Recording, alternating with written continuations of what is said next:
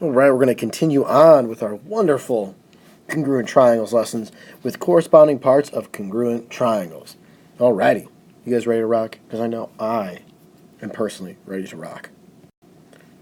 So we know what congruent triangles are now from the last couple of lessons. At least you should know what congruent triangles are. Now, if triangles are congruent, it would make sense that all of their other corresponding parts are congruent. So I'm going to label these vertices. How we go with A, B, C, X, Y, Z. Okay, so triangle A, B, C is congruent to triangle X, Y, Z. Let's go with that. All right. Well, what does this tell me? If I were to tell you, hey, triangle ABC is congruent to triangle XYZ, you could then conclude from that information that angle A has to be congruent to angle X. It's in the statement, right?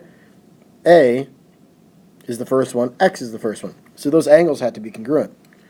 AB has to be congruent to BC. AB has to be congruent to XY. Excuse me. All right. Because those are the first two letters of the triangle congruent statements. Right? I know that angle B is congruent to angle Y, because that is in the same position.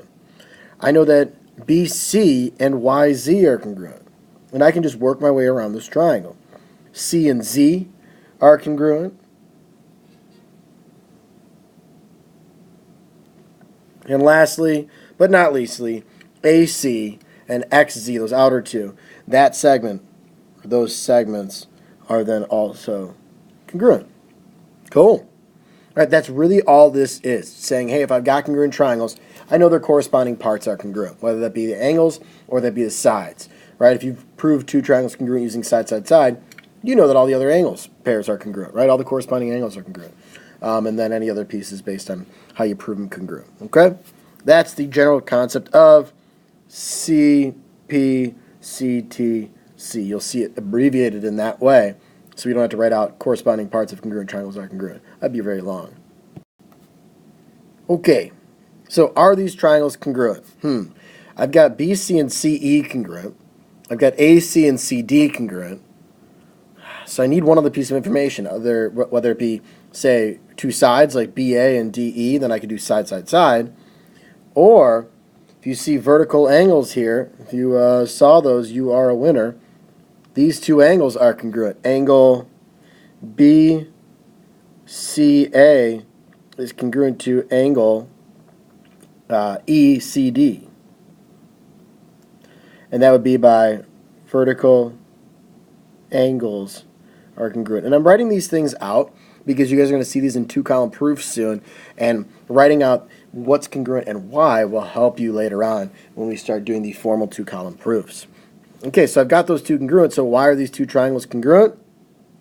Side, angle, side. And let's write that congruent statement down. I'm just going to start with triangle ABC. And then I'll write the other one. So triangle ABC is congruent to what? Well, it looks like, so if I do AB, that DE should match up with that, right? If I go from A to B, it's this segment here, and then if I go from A to B, then I'm going down when I go to C, I'm going down that single tick mark line. So to repeat that process, I would go from D to E, E to C. So D, E, C would be congruent to A, B, C. So D, E, C. Okay. And we can double check that too, right? I know that, let's see here, BC has one tick mark, so CE should be in its same spot, right? BC, EC. Cool. How about DC and AC? DC, they're on the outside. A and C, they're on the outside. And C is in the same position, and that is where the two congruent angles are. So this congruent statement looks great. So what else would be congruent? Well, by CPCTC, right? We just learned that. Angle A would be congruent. Oop, that's not an A. Is congruent to angle D, right? Those are the first two. B and E would be congruent. Those are the middle ones. Awesome. And then the last thing, because there's like basically 6 pieces of information total. We already used 3 to prove the triangle is congruent. We've got 2 written down. Looks like we got some other segments. AB is congruent to DE. In the order in which you write AB or BA, it does not matter, okay? When you're writing out segments, the order doesn't matter, like it would with an array, which we haven't really talked about. But the order of the segments does not matter whether you do AB or BA. The order of the triangle statements does matter. All right.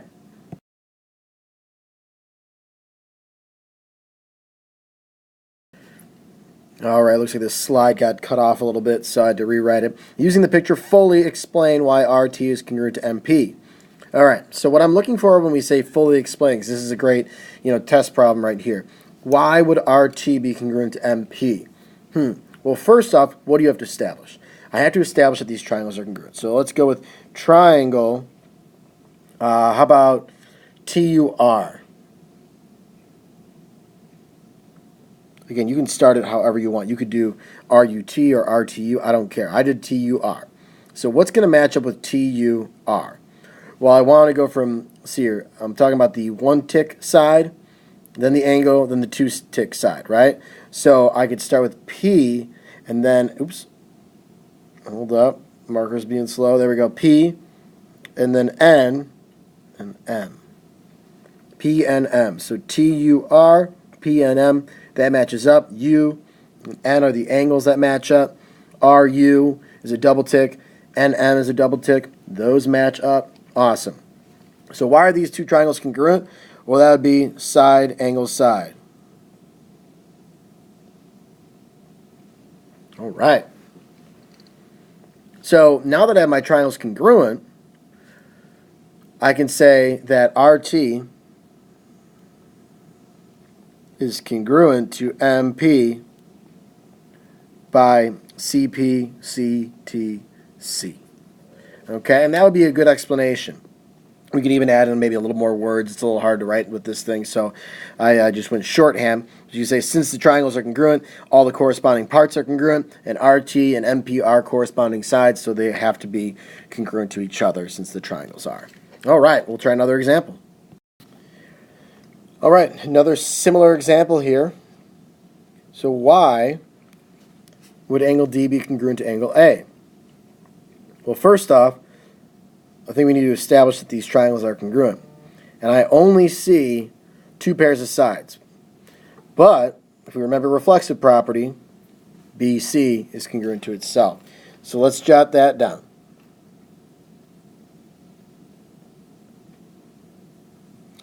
By reflexive property.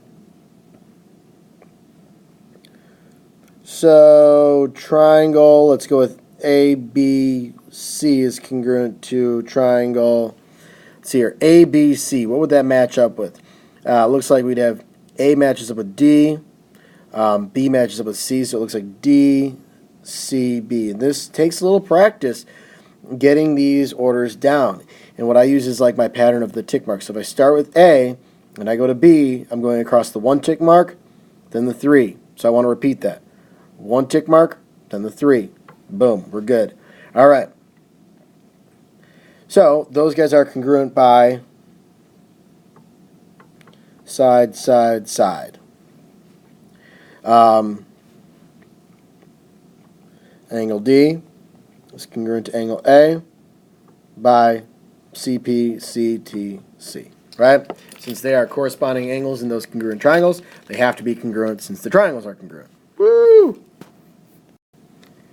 All right, we're going to try and do a little bit of application-y type stuff here with this very formal proof type lesson that we're going through right now, or this proof unit we're going through. So you got G unit is building a dope beach house with a gable roof. He plans to pin the ridge when stick building this roof. In math lingo, what does pinning the ridge do? So let's draw a little picture here just in case you're confused. But say we're building this beach house, right? So I have like a couple posts here, and he's doing a gable style roof. Okay, there we go. And then what you'll have is a beam going across here, right? And then when he says pin the ridge, I'm going to put that in red. this is what he's talking about with pinning the ridge, okay? Cool. That allows us to, hold the ridge up there, keep it in place while we set up those rafters. Cool. Again, it doesn't really provide a whole lot of structural support. Most of it's all set up to work within the everything that's drawn in black here. That's all what we have for the structural support. This beam going across just keeps the building from spreading apart, right? And then the load comes down on these walls here. Okay. Or in this case, more so like I think it's going to be like 4 posts, okay? Anywho, so what does pinning the ridge do as far as math goes? Well, it looks like we split it into 2 triangles, right? And in fact, those 2 triangles are congruent triangles, right? This was originally an isosceles triangle. I'm going to outline this guy in green. So this green guy was an isosceles triangle, right? Then the red, the pinning the ridge, bisects, right? Splits it, bisects the angle and the base of the green triangle. Okay? So when it bisects, that's another word. Bisects means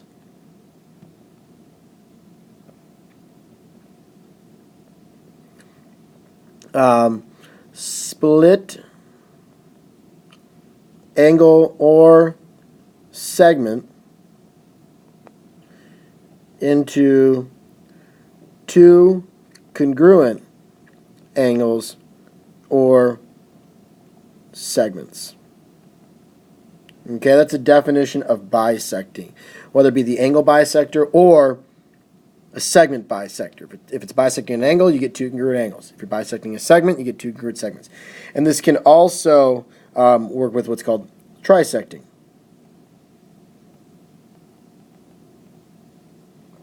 What do you think trisecting means? It splits it into 3, okay? All right, so it bisects the angle, making this 2 congruent angles, and it also bisects the segment in this case. That doesn't always happen where it does both, okay? So it bisects the segment as well into 2 congruent segments. And you know what else it does when it's an isosceles triangle and you throw down an angle bisector like that? It's also perpendicular to the base of that triangle. It's called an altitude. Okay, a lot of math going on here in this structure, and it does split it into 2 congruent triangles. If I'm trying to prove these 2 triangles congruent, it looks like I've got an angle. Where's my laser? There it is. Angle, angle, side. Angle, that's going to be a right angle as well.